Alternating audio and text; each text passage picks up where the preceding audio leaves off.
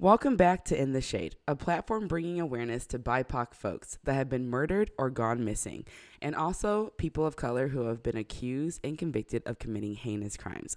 I'm Jenny Wilson, and I'm Isabel, and this is our 11th episode. woohoo!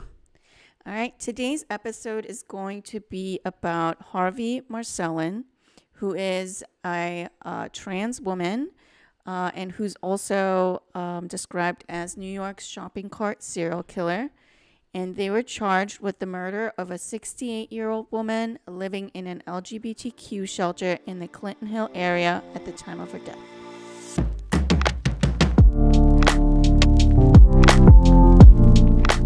So, Jenny, tell us, who is Harvey Marcelin? Yes, or Marceline. Mm-hmm.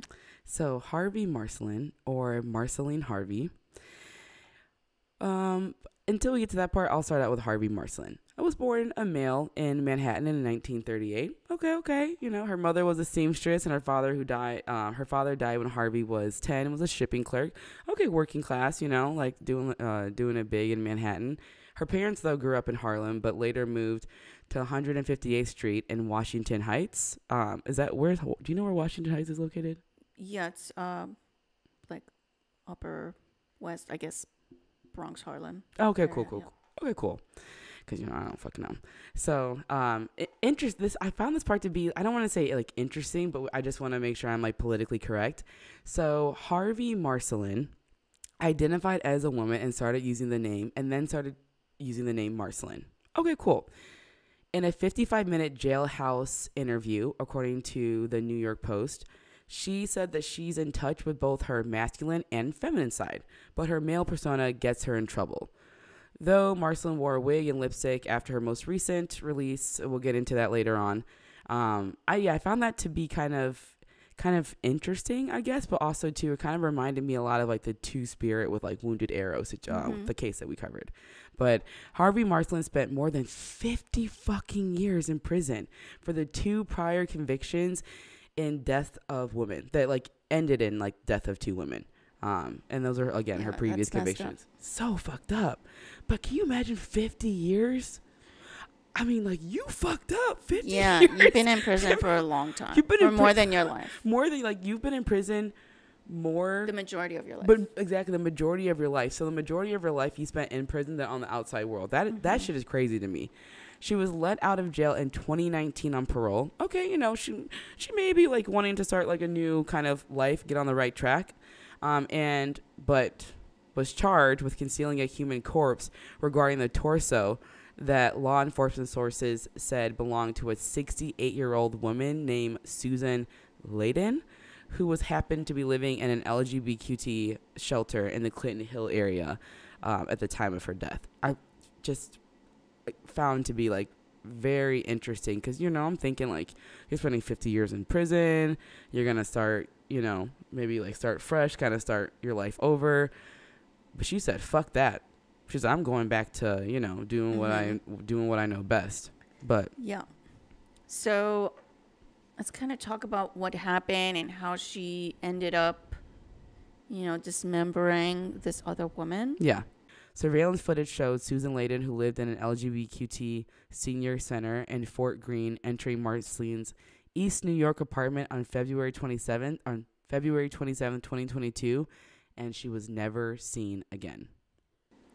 So, Susan's dismembered body parts were like found all over the city and like in several locations around Brooklyn, and Manhattan. For example, the like torso or body was found,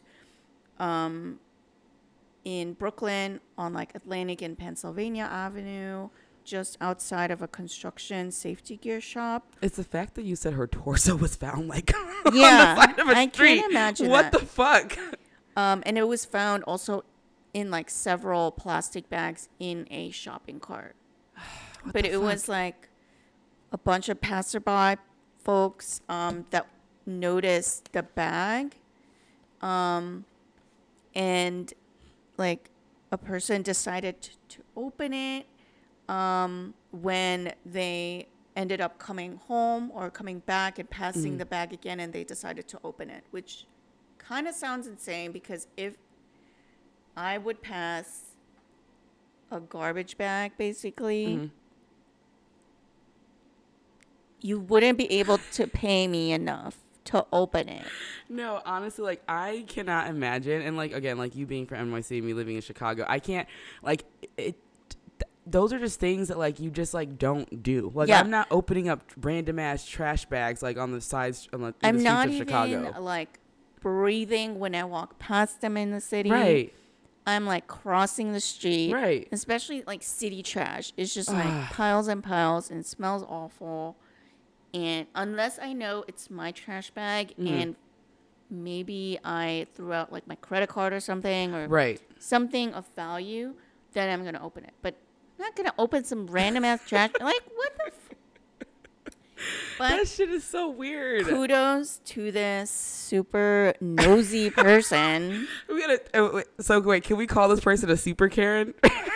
Yeah. Or what do you think? Super nosy. Also, too, really quick. So, like, I guess, like, since, like, again, us being us both, like, living in, like, big cities previously, like, sometimes you just see shit, and I know, like, for us, like, I know for me, like, in Chicago, we just refer to that as city shit. Like, if I see some weird shit, like, in a trash bag, you can't pay me, like you said, enough to open that shit. I'm literally just calling that city shit, and, like, that, it just kind of is what it is, but I'm not opening it and scrummaging through it. It could have been maybe a homeless person, you know, maybe looking for food or something of, like, some sort. But I would just say that's a super Karen, because, I mean, what the fuck? Like, what the fuck? But yeah, that person said the bag wasn't tied up, so they, you know, maybe it was, like, easily openable or something. I don't know, but still weird as fuck. Wanting to approach it is already kind of weird. But they opened it up, saw a body, and then they called 911. And yeah, the cops showed up. They also, this part of the story is kind of weird. They, like, reached inside, which also seems weird. I don't know why you would do that. Like, just roll it down and look. Like, I'm not playing, like, some mystery game and sticking my hand in a mysterious bag. It makes me, this is why you can't eat at everybody's house. Like, this is why you can't eat everyone's food, because you don't know what people do. Like, you just, like, don't know what, like, people are, like, doing, touching, and whatever. That's, like, a saying my friends, like, and I will say. What if there wasn't a body and it was just, like, dog shit or something? Yeah. Oh. It's like, so you're just sticking your hand in a random bag? Like, I don't know who did it worse. The police officer or the nosy guy. Yeah, like the nosy Karen. I don't know. Like, that shit was just... yeah, the cop reached inside. They felt toilet paper and then a torso. Oh, God. It's just like, ooh. That shit is so weird. Like, can you imagine, though, just, like... I mean, I'm not...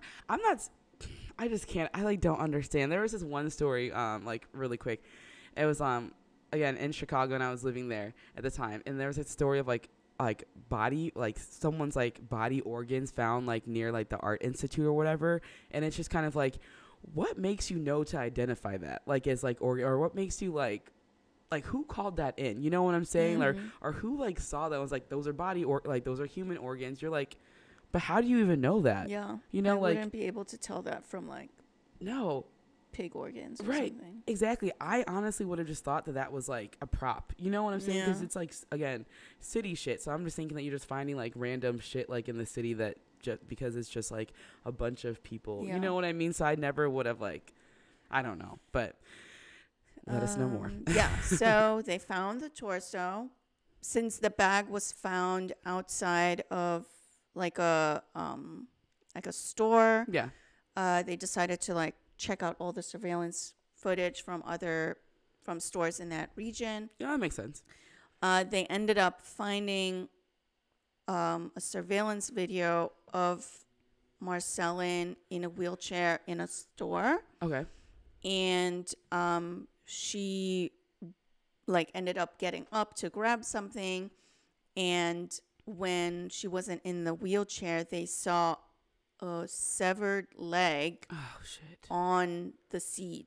That shit is so nasty. What Which the is fuck? kind of crazy that she's just like rolling through Brooklyn with a severed leg, just like wedged like a lumbar support behind her in a wheelchair. Like, I'm not laughing at you. I'm laughing at how like this is so fucked up. This is what we meant by it's one of the most like fucked up and bizarre stories I think that I have ever heard. The vampire like shit that got me. That was fucked up. But like she is, like you said, she's strolling around the city with the leg like it's her motherfucking homie, like rolling with my homies. Whatever, that's from a movie. Like, but as like a lumbar support. Making sure her posture is right. That seems crazy. That shit is so weird. Like, shouldn't there like be blood everywhere and like it should be stankin' or something? Yeah, like something. It also kind of makes me wonder too, like what possessed her to think that was like a good idea. Yeah. Hey, I'm gonna go to the store. Leg, you want to come with me? Okay, cool. Let's go. Like that's like. And let me just like expose it. Like, she's not even trying to hide it. No, that's the part that's so fucking weird, though. Like, they're not even trying to hide bold, it. So, yeah. She is very bold. Apparently, Marcelin was in that, in the store, and they also went to, like, a Home Depot in Manhattan with another woman who's unidentified, and they purchased a saw, trash bags, cleaning fluid. And then they were seen like returning back to like Brooklyn. Okay. Yeah, and then obviously people found the body in the bag. And then a couple of days later, when police started connecting this to Marcelin, they ended up searching her apartment. As they definitely and then should. that's where they found a human head and then some other body parts as well as blood splattered shopping bags. Okay, and like one thing, I don't know if like we mentioned this, but like this shit happened in like 2022.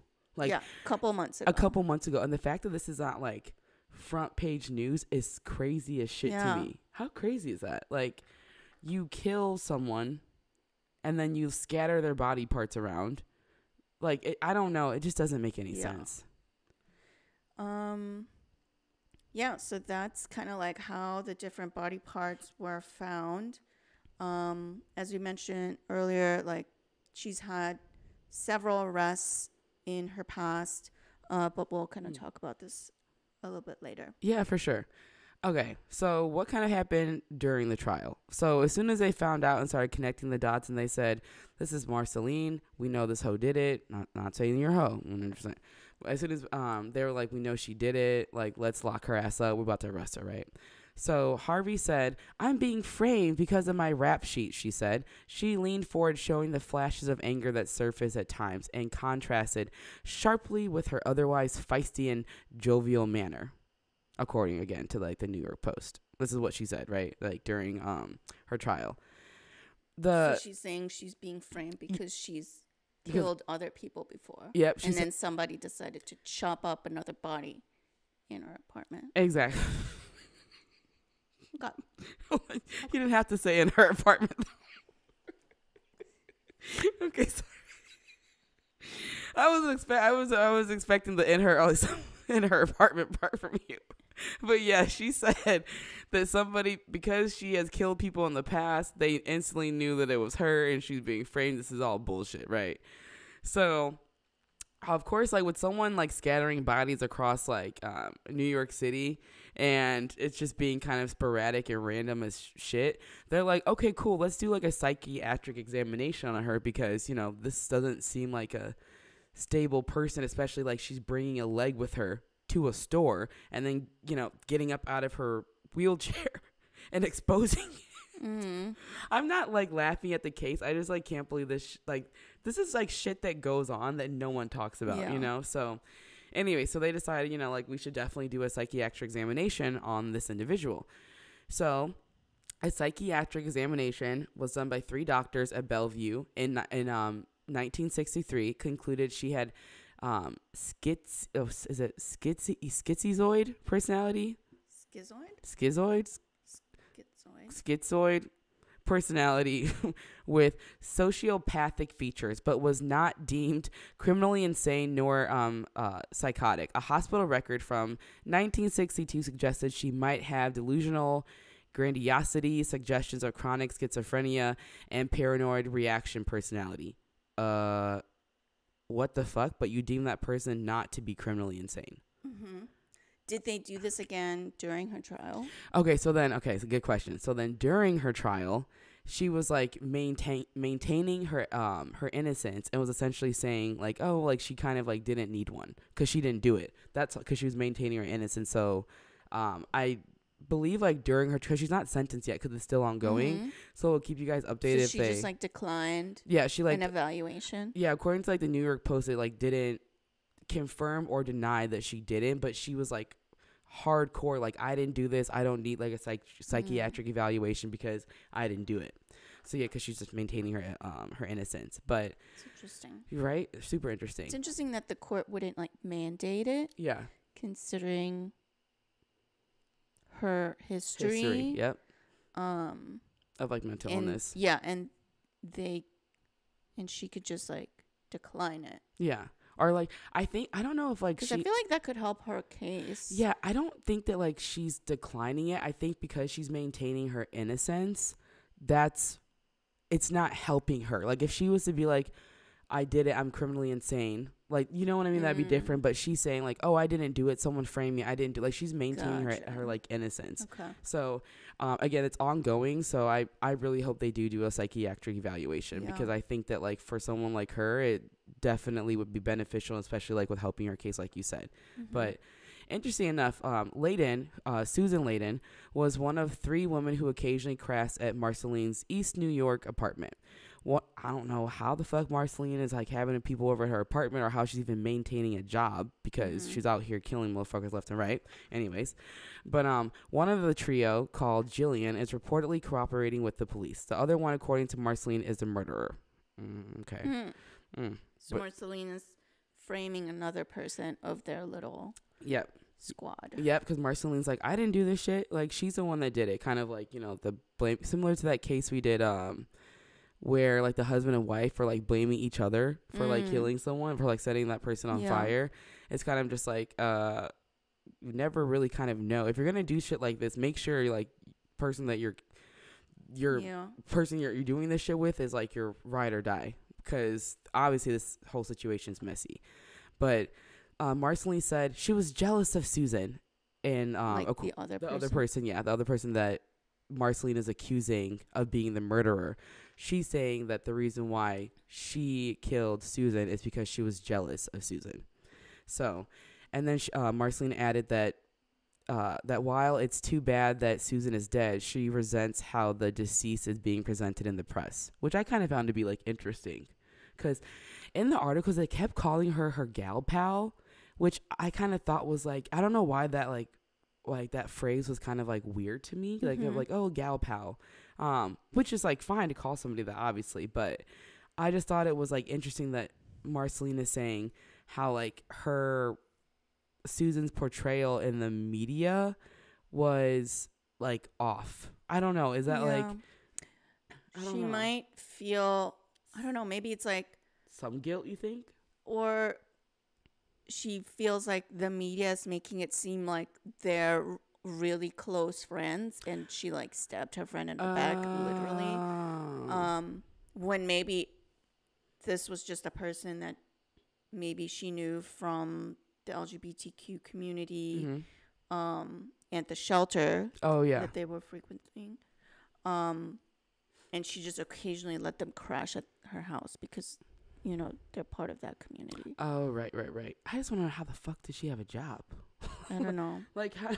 Because maybe she didn't. Yeah. Because rent's expensive. Unless I don't know. Like, I don't know if it's like a squatter situation, but rent's expensive. You know what I'm saying? Especially in Manhattan. Yeah. So that's why I'm like, how the fuck did you? Whatever, you know. But I just found that to be like kind of interesting. But I'm curious to hear more about what people had to say during the trial. Yeah. So during the trial, they interviewed a bunch of different people, one of them including a person named Junior, who's a homeless man from a park that Marceline often went to. Mm-hmm. And Junior said that, quote, she chopped someone's fucking head off. She actually severed someone's head. And then he was like, I don't even understand how she did what she did to this last one. She's so frail. Even disposing the body the way she did, she must have had some type of help. But hold on. I mean, that's kind of true. She does look kind of frail. Also, she's like in her 80s, right? Yeah, that's why we saw a picture where she looks very frail. Also, too, the homeless man did not have to do her like that. Yeah. Say all those things about her, but she seriously, like, you guys, like, she is absolutely terrifying. Like, she looks super frail. Like, if you just poked her, she would like fall over. Did you ever watch the Proud Family? Mm-mm. Okay, so Oscar Proud, I think his name was Oscar Proud, but the dad on the Proud Family, they would always jokingly make fun of like how like thin he was. They always say he could turn sideways and disappear. But I really do feel like if she turned sideways, I don't like kind of similar to him, she would disappear because she's that like frail. Yeah, she's thin. And she's like an old, like she's what, like 83 or something? Mm-hmm. Yeah, oh I gosh. Can't imagine an 83-year-old woman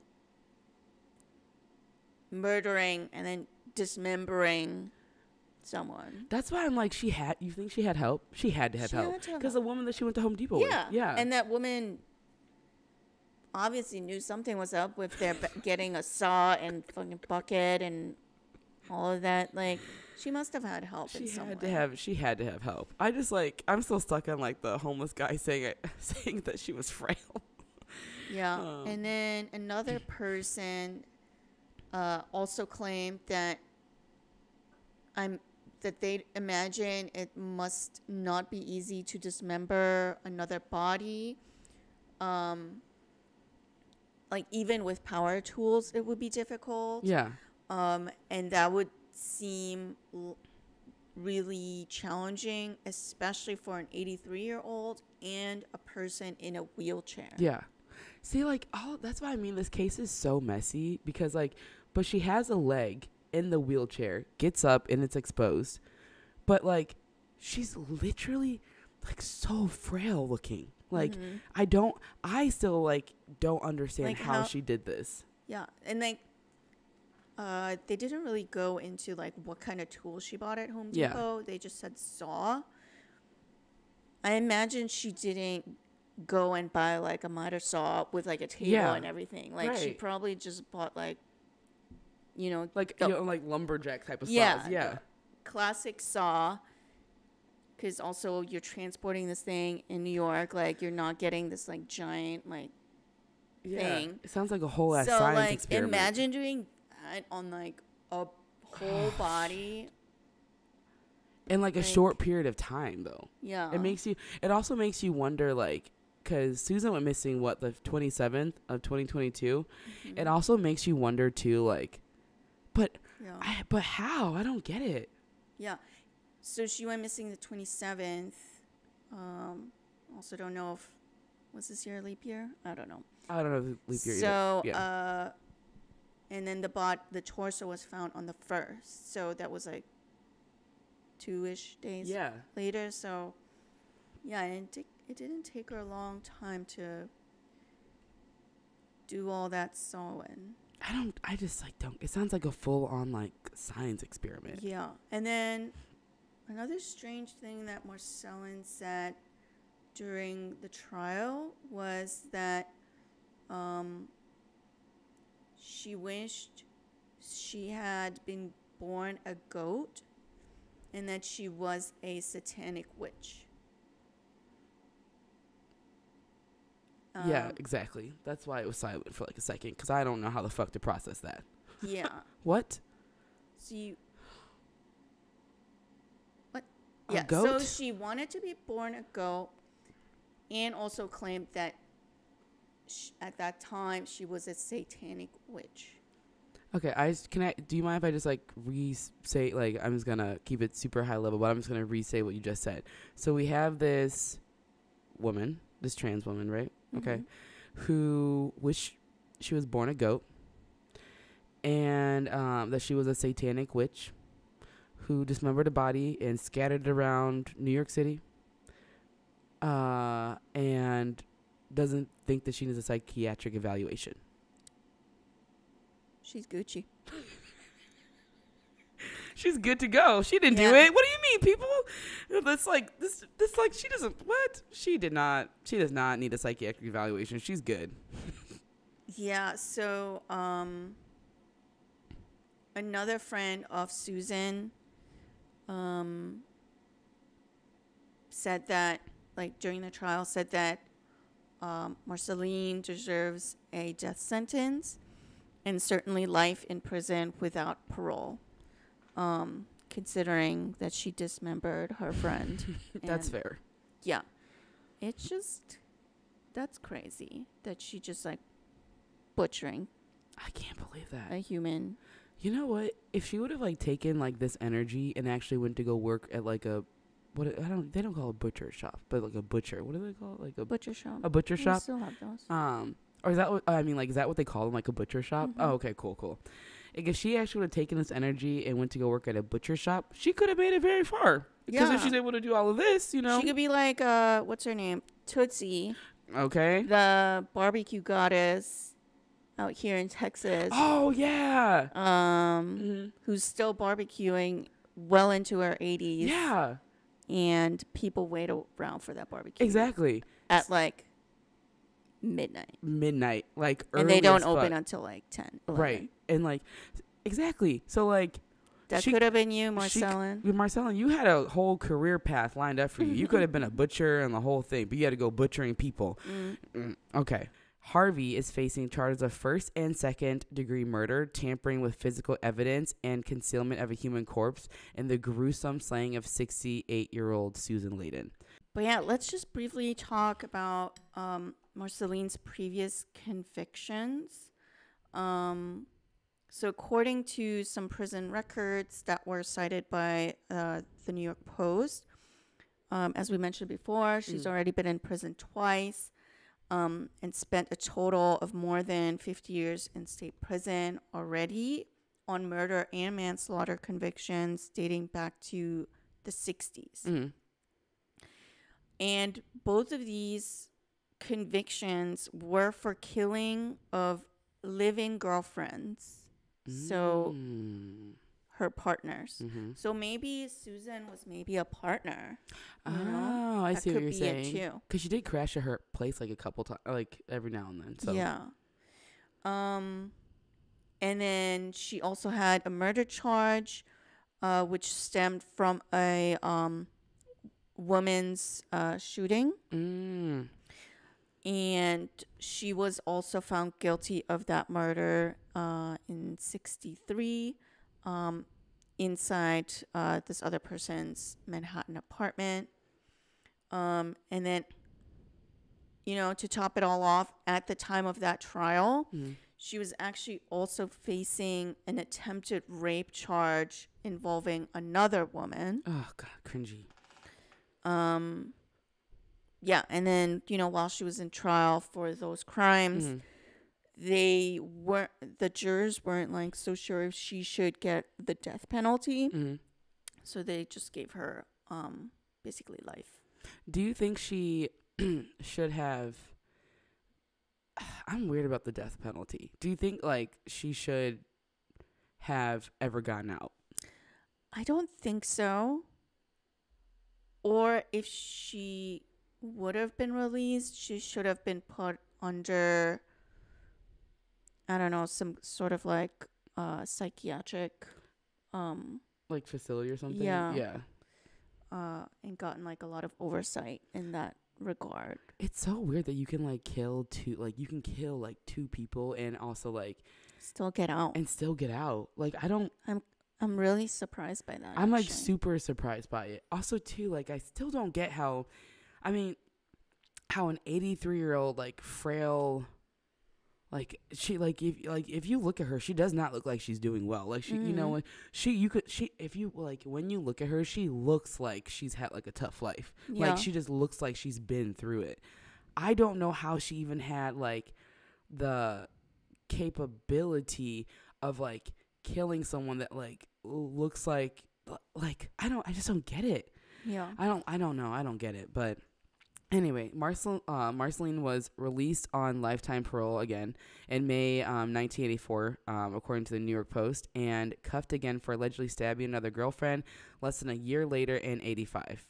And leaving her body in a trash bag in the street near Central Park, Marceline was convicted of manslaughter and sentenced to 6 to 12 years in prison.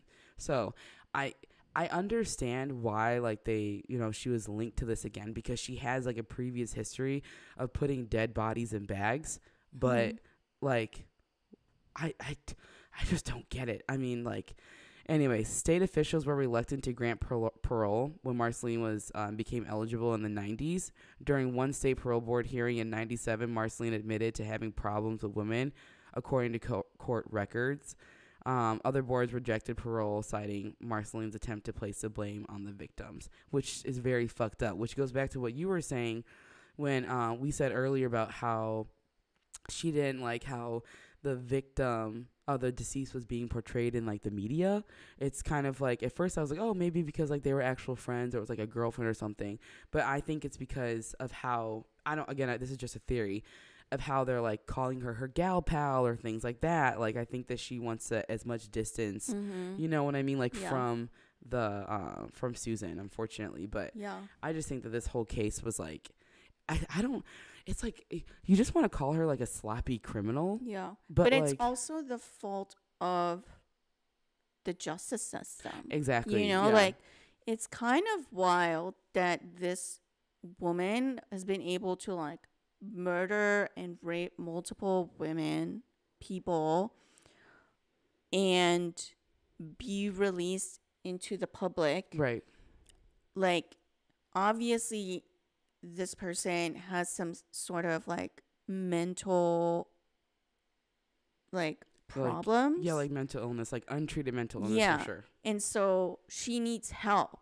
Like she doesn't need to just like be shoved in jail and then released to commit another crime because she's not been treated. Right.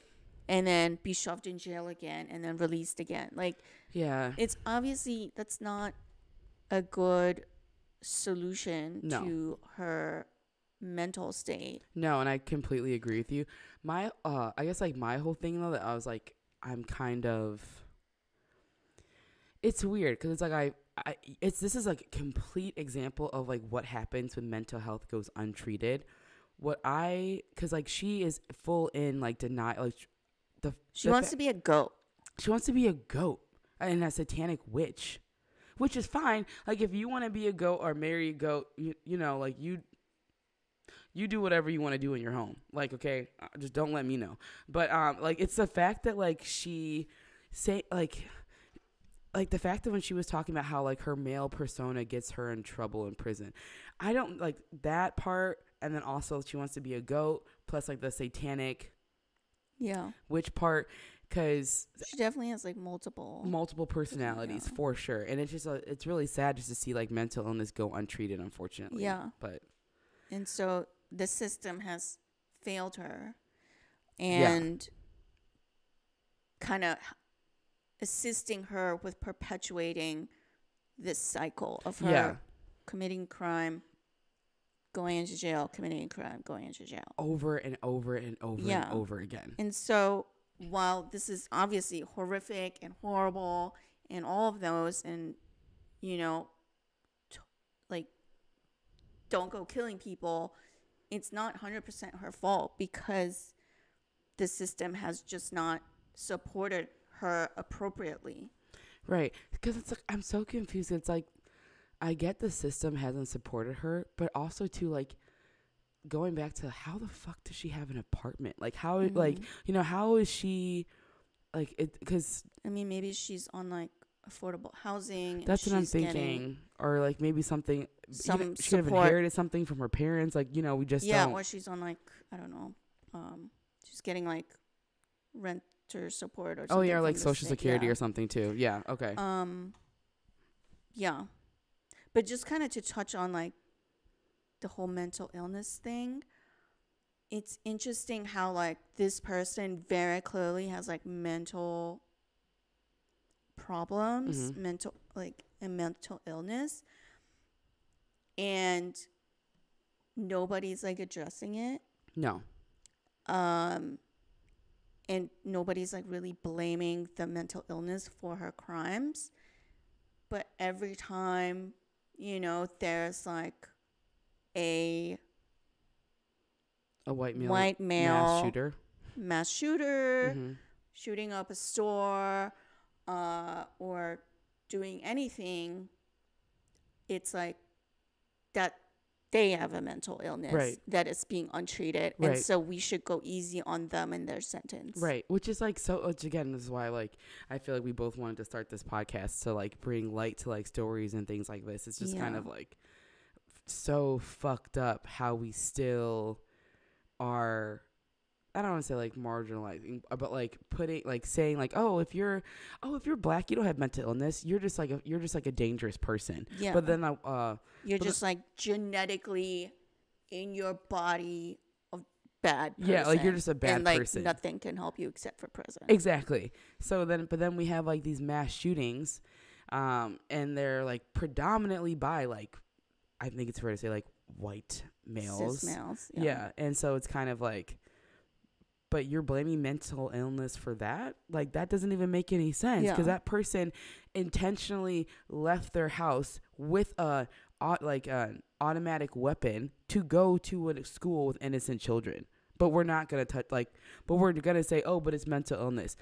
She wants to be a goat. Gee, she wants to be a legit, like, goat, like, with 4 legs and go, bah, like, you know what I mean?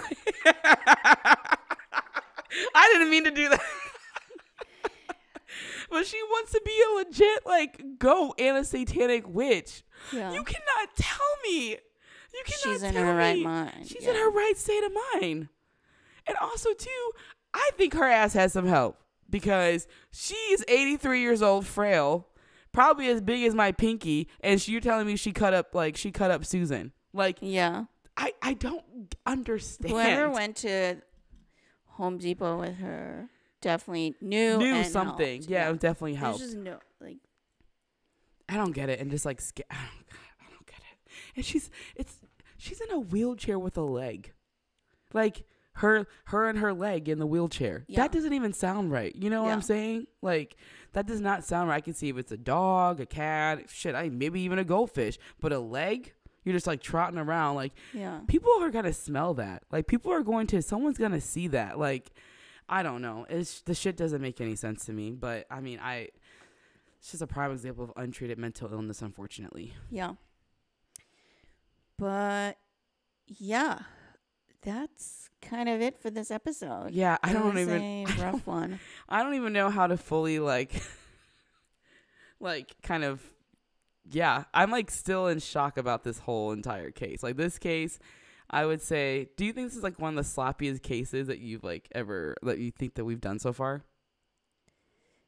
I don't know if I would say sloppy, because the guy who like kept the gun, Ali Abu Bakr, yeah. That was also really sloppy. And then his like talking with the media, that video and was cringy as fuck. Just basically framing yourself. Yeah. That was really sloppy. That was really bad. This one is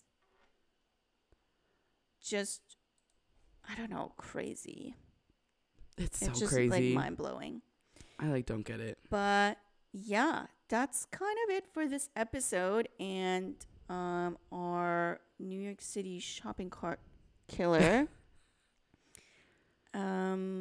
This is our 11th episode, and thank you for listening. We are in the shade. Yes. Yeah. Thank you guys for listening to the Goat Satanic Witch Killer.